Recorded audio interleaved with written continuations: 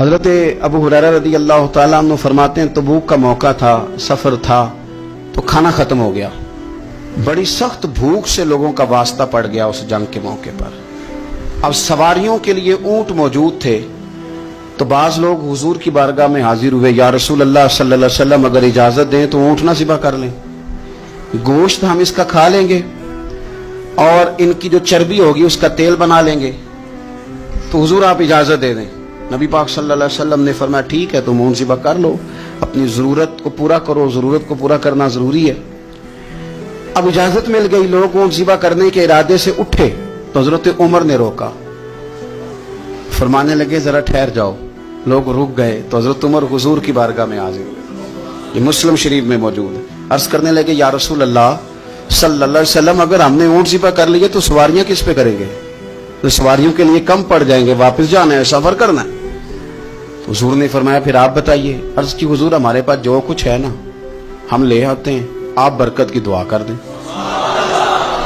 مختصر سی میری کہانی ہے، یہ جو بھی ہے آپ کی مہربانی ہے، حضور آپ دعا فرما دیں، بات ختم ہو گئی۔ تو چمڑے کا ایک چادر تھی، بستر تھا چمڑے کا، اس کو بچھایا گیا۔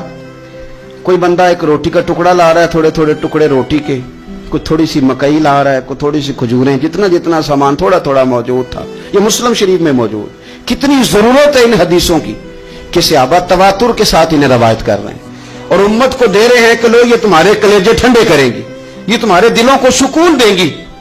تو لا کے رکھا اور عرض کی حضور دعا کر دیں سامنے چمڑے پہ، تو حضور نے ہاتھ اٹھائے، برکت کی دعا کر دی، برکت کی دعا کر دی، اللہ مہربانی فرما۔ اب معجزے کا کمال کیا ہے کہ کھانا بڑا نہیں وہاں بظاہر، نہیں ایسا نہیں ہوا کہ وہ چھوٹی ڈھیری تھی تو بڑی ہو گئی، کھانا اتنا ہی ہے۔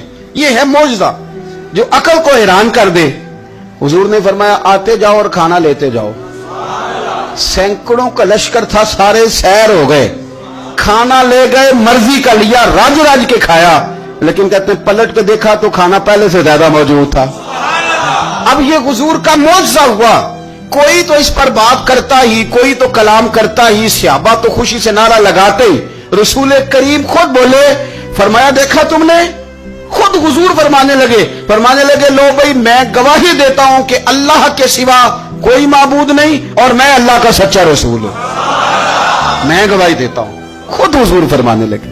یعنی ایسا موقع آیا جہاں مدینے والے محبوب نے بھی بڑا ہی اظہار مسرت فرمایا دیکھو نا کمال نہیں ہو گئی، تھوڑا سا کھانا تھا۔ اعلیٰ حضرت فاضل بریلوی رحمت اللہ تعالی علیہ فرماتے ہیں انا اعطیناک الکوثر، ساری کثرت پاتے یہ ہیں، اچھا اچھا میٹھا میٹھا کھاتے ہم ہیں پر کھلاتے یہ ہیں، کھاتے ہم ہیں کھلاتے یہ ہیں۔